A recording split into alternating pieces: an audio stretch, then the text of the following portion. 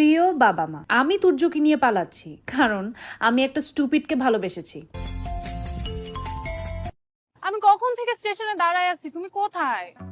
সত্যি বলবো? সত্যি বলবো মানে?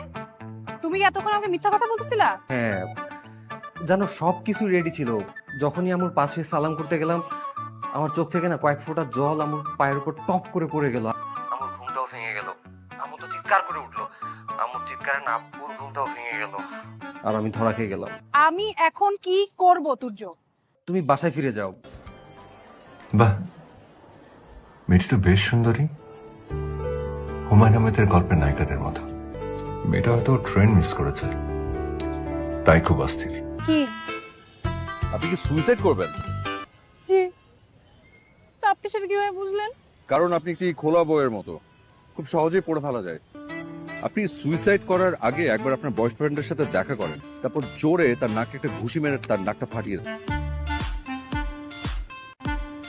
তুমি যদি তুর্য নাক বরাবর ঘুষি মারি ও নাক থেকে রক্ত ঝরবে কিনা আপনি বলেন। আমি নিশ্চিত নাক থেকে রক্ত ঝরবে, বাট সেটা নির্ভর করছে আপনার বাবা মা ছোটবেলায় কতটুকু পুষ্টিকর খাদ্য খাইয়েছে সেটার উপর। আমার বাবা আমাকে কতটুকু পুষ্টিকর খাবার খাইয়েছে সেটা আমরা তুর্যর সামনে গেলে বুঝতে পারবো। চলো। That's the spirit. বেবি তুমি?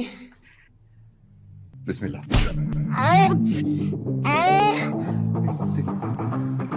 ওই শালা